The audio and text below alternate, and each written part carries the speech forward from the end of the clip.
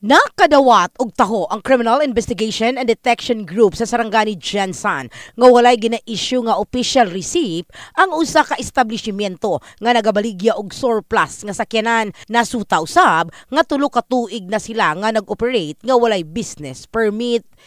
To verify and inspect the location of Japan surplus, trading at found out na wala nga sila yung mga kulang permit.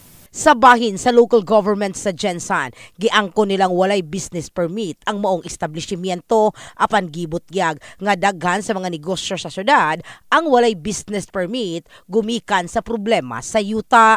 Actually, wala, no? Kasi marami tayong establishment, hindi lang sila, na gustong kumuha ng business permit, nag-apply ng business permit, hindi lang talaga natin ma-issuehan dahil yung requirement ng occupancy permit hindi nila ma-comply.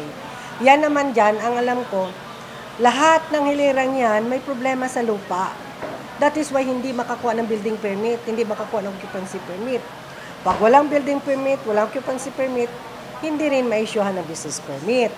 That is why noon pa man nagpanukala na ako na anong gagawin natin? Hindi ba pwedeng i-assess, pabayarin ang mga yan?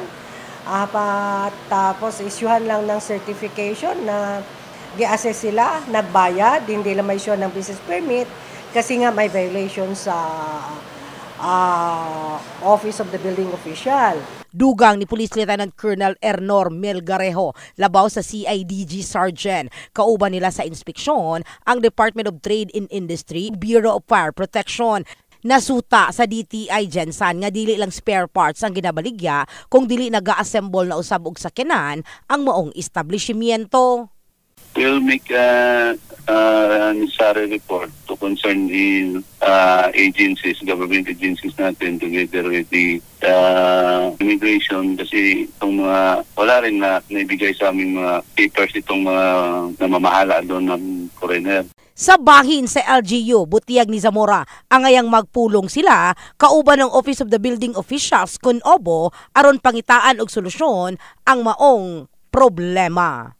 In the heart of changing lives, kini sa Brigada Richel Gubalani, Brigada News.